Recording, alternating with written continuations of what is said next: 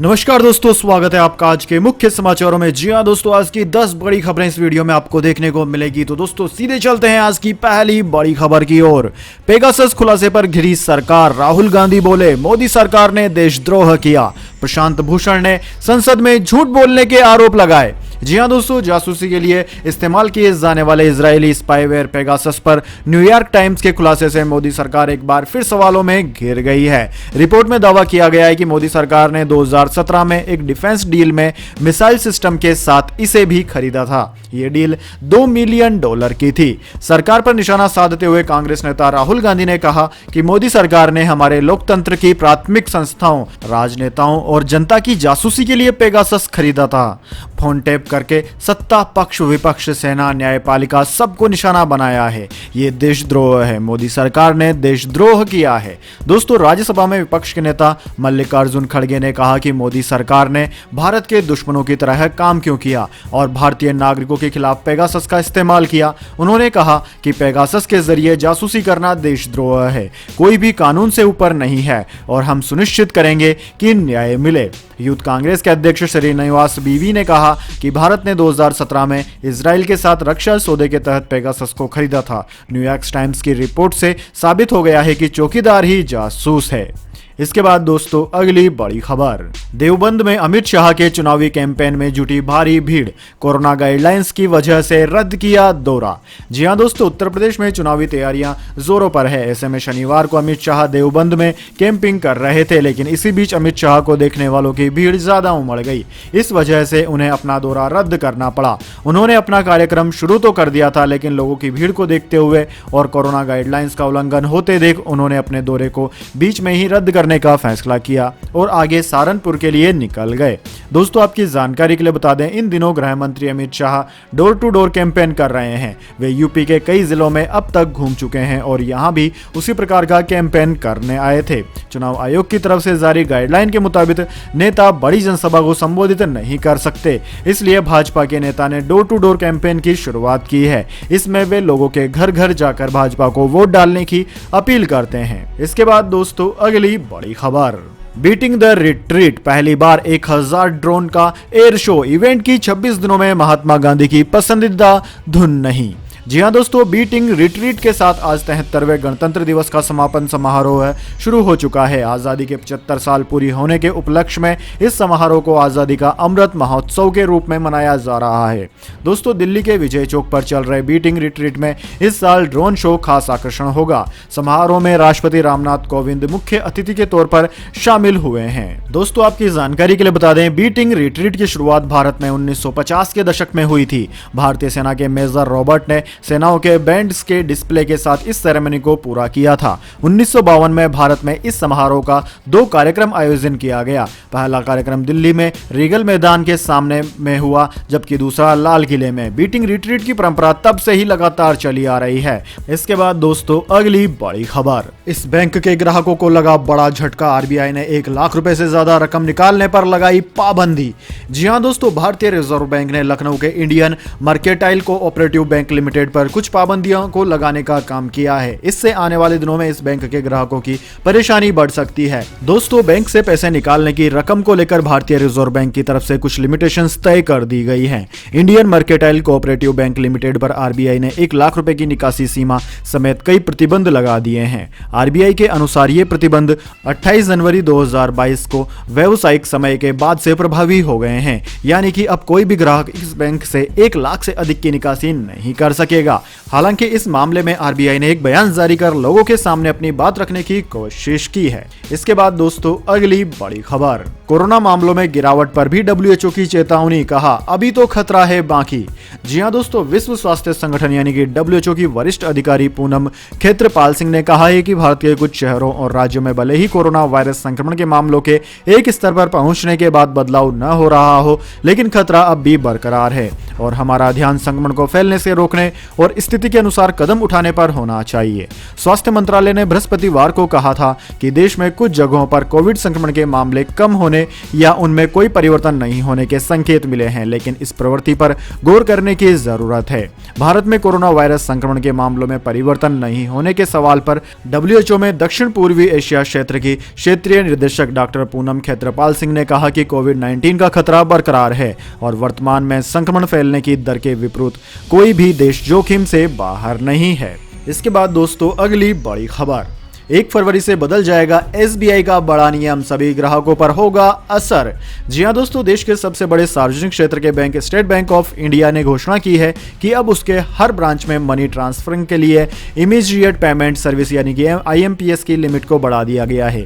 Bank की तरफ से दी गई जानकारी के अनुसार 1 फरवरी 2022 से IMPS ट्रांजेक्शंस के लिए एक नई स्लैब को जोड़ा गया है। यह नया स्लैब 2 लाख से 5 लाख रुपए तक का है। 2 लाख रुपए से लेकर 5 लाख रुपए तक के बीच की राशि के लिए IMPS के जरिए पैसे भेजने के लिए चार्ज 20 रुपए प्लस GST होगा। IMPS बैंकों की तरफ से दी जाने वाली ऐसी पेमेंट सर्विसेज है जिससे रियल टाइम में इंटर बैंक फंड ट्रांसफर की जाती है, जो कि 24 घंटे 7 दिन उपलब्ध होता है, जिसमें रविवार और तमाम छुट्टियां भी शामिल होती है। इसके बाद दोस्तों अगली बड़ी खबर, गुड न्यूज, अब आएंगे 30 दिन वाले रिचार्ज प्लान। ट्राई ने टेलीकॉम कंपनियों को दे दिए निर्देश। जी हां दोस्तों, मोबाइल यूजर्स के लिए बड़ी राहत वाली खबर यह है कि जल्द ही वे 30 दिन की वैलिडिटी वाले प्रीपेड प्लान से रिचार्ज करा सकेंगे। Telecom regulatory authority of India यानी कि ट्राई ने सभी टेलीकॉम कंपनियों के लिए कुछ नए दिशा निर्देश जारी किए हैं। इसमें पूरे महीने का टैरिफ प्लान सहित कई बड़े फैसले लिए गए हैं। दोस्तों, टेलीकॉम टैरिफ ऑर्डर 2022 के तहत ट्राई ने कई ऐसे फैसले सुनाए हैं जिनके बारे में जानकर यूजर्स बेहद खुश हो जाएंगे। दरअसल दोस्तों, ट्राई ने टेलीकॉम कंपनियों को कम से कम एक ऐसा टैरिफ प्लान ऑफर करने का आदेश दिया है जिसकी वैधता 30 दिन की हो। गुरुवार को एक आदेश में ट्राई ने कहा कि सभी टेलीकॉम कंपनियों को 30 दिन की वैलिडिटी वाला एक प्लान वाउचर, एक स्पेशल टैरिफ वाउचर और एक कॉम्बो वाउचर ऑफर करना चाहिए, जिन्हें हर महीने एक ही तारीख को रिन्यू कराया जा सके। फिलहाल दोस्तों, टेलीकॉम कंपनियां 28 दिन और 24 दिन का रिचार्ज प्लान देती है। यूजर्स की यह शिकायत थी कि टेलीकॉम कंपनियां महीने भर का पूरा रिचार्ज नहीं देती है। इससे यूजर्स को काफी दिक्कतों का सामना करना पड़ता है, साथ ही पैसा भी ज्यादा खर्च होता है। ट्राई ने कहा कि उसे यूजर से ऐसी शिकायतें मिल चुकी है कि उन्हें मंथली प्लान के लिए साल में 13 बार रिचार्ज कराना पड़ता है और इससे उन्हें ठगा हुआ महसूस होता है। इसके बाद दोस्तों अगली बड़ी खबर, राकेश टिकैत को लेकर अखिलेश यादव का बड़ा बयान। जयंत चौधरी को मिले बीजेपी के ऑफर पर दिया यह रिएक्शन। जी हां दोस्तों, यूपी का सियासी संग्राम दिलचस्प हो चला है। समाजवादी पार्टी अध्यक्ष अखिलेश यादव और RLD अध्यक्ष जयंत चौधरी ने आज मुजफ्फरनगर में साझा प्रेस कॉन्फ्रेंस को संबोधित किया। इस दौरान अखिलेश यादव ने राकेश टिकैत को लेकर बड़ा बयान दिया। उन्होंने कहा कि राकेश जी को मैं समझा दूंगा, वो हमारे रथ में बैठेंगे। यह प्रेस कॉन्फ्रेंस ऐसे समय में हुई है जब बीजेपी ने जयंत चौधरी को साथ आने का न्योता दिया है और RLD अध्यक्ष इस ऑफर को ठुकरा चुके हैं। जयंत चौधरी के बीजेपी के ऑफर को ठुकराने के बाद दोनों नेता मीडिया के सामने आए। अखिलेश यादव ने कहा कि बीजेपी और अमित शाह का न्योता कौन स्वीकार कर रहा है, उनके हालात कैसे हैं कि उन्हें न्योता देना पड़ रहा है। अखिलेश यादव ने कहा कि आज जयंत चौधरी और मैं विरासत को आगे बढ़ा रहे हैं। यह चुनाव चौधरी चरण सिंह जी की विरासत को आगे बढ़ाने का भी है, जो किसानों को संपन्न बनाना चाहते थे। अखिलेश यादव ने कहा कि बीजेपी अपना संकल्प पढ़े कि उसने अपने वादे को पूरा किया क्या। इस बार ऐतिहासिक जीत होने जा रही है। RLD और SP मिलकर बीजेपी को हराने जा रहे हैं। हम दोनों किसानों के बेटे हैं, किसानों के हक के लिए आखिरी हद तक लड़ेंगे। इसके बाद दोस्तों अगली बड़ी खबर, भारत बायोटेक की नेजल वैक्सीन को ट्रायल की मिल गई मंजूरी, बूस्टर डोज के तौर पर होगा इस्तेमाल। जी हां दोस्तों, drug controller journal of India यानी कि DCGI ने भारत बायोटेक की नेजल वैक्सीन को ट्रायल की मंजूरी दे दी है। दोस्तों, इस वैक्सीन का इस्तेमाल बूस्टर डोज के तौर पर किया जाएगा। फिलहाल इसका ट्रायल 900 लोगों पर किया जा रहा है। ये इस वैक्सीन की तीसरी डोज का ट्रायल होगा। कंपनी ने करीब 3 हफ्ते पहले DCGI की सब्जेक्ट एक्सपर्ट कमेटी को ट्रायल के लिए डेटा भेजा था। कहा जा रहा है कि नाक के जरिए दी जाने वाली इस वैक्सीन से ओमिक्रॉन के खिलाफ बचाव में लोगों को मदद मिलेगी। दोस्तों, कहा जा रहा है कि भारत बायोटेक ने उसकी नेजल वैक्सीन को बूस्टर डोज के तौर पर इस्तेमाल करने का प्रस्ताव दिया है। यह बूस्टर डोज उन्हें दिया जाएगा जिन्होंने पहले कोविशील्ड या फिर कोवैक्सीन की वैक्सीन ले रखी है। दोस्तों, आपकी जानकारी के लिए बता दें, भारत में इसी महीने से फ्रंट लाइन में काम करने वाले लोगों को कोरोना वैक्सीन की तीसरी डोज दी जा रही है। दोस्तों आपकी जानकारी के लिए बता दें, नेजल वैक्सीन आम वैक्सीन के मुकाबले काफी असरदार है। डॉक्टरों के मुताबिक वैक्सीन जब नाक से दी जाएगी तो सबसे पहले नाक में एंटीबॉडीज बनेंगी। इससे वायरस का सांस के जरिए फेफड़ों तक पहुंचना मुश्किल हो जाएगा। नतीजा यह होगा कि वायरस नेजल वैक्सीन लेने वालों के फेफड़े तक नहीं पहुंच पाएगा। इसके बाद दोस्तों अगली बड़ी खबर, आ गया नया कोरोना वेरिएंट। चमगादड़ों में पाए गए नियो को कोरोना ने बढ़ाई दहशत। चीन के वुहान से मिली चेतावनी, हर 3 में से 1 की हो रही है मौत। जी हां दोस्तों, जाने इस पूरी खबर की डिटेल, लेकिन उससे पहले मेरी आपसे एक छोटी सी रिक्वेस्ट है। अगर दोस्तों आपको अभी तक हमारी न्यूज पसंद आई है तो इसे एक छोटा सा लाइक जरूर दे दें, और अगर आपको पसंद नहीं आई है तो बेशक आप डिसलाइक भी कर सकते हैं, लेकिन दोस्तों लाइक और डिसलाइक जरूर कीजिए, क्योंकि दोस्तों यही हमारी मेहनत का फल होता है और इसी से हमें पता चलता है कि आपको हमारी वीडियोस पसंद आ रही है या नहीं। तो दोस्तों जल्दी से जान लेते हैं क्या है पूरी खबर। दरअसल दोस्तों दुनिया भर में बीते 2 साल से कोरोना वायरस का संक्रमण लगातार सभी को परेशान कर रहा है।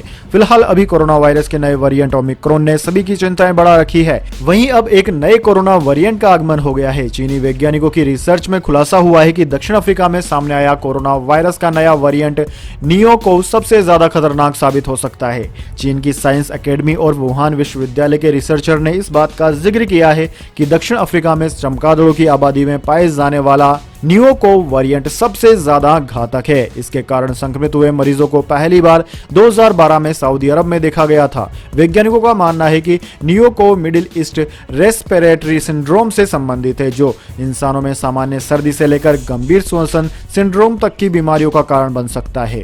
चाइनीज अकेडमी ऑफ साइंसेज और वुहान यूनिवर्सिटी के शोधकर्ताओं ने अपनी रिसर्च में कहा है कि नियो को वेरिएंट खास तौर पर दक्षिण अफ्रीका में चमगादड़ों में पाया जाता है, जो अभी तक इन्हीं जानवरों के बीच फैला रहा था। रिसर्च में कहा गया है कि फिलहाल नियो को मनुष्यों को संक्रमित नहीं कर रहा है, लेकिन आगे चलकर इसमें होने वाले विकास के साथ ही यह इंसानों के लिए सबसे घातक साबित हो सकता है।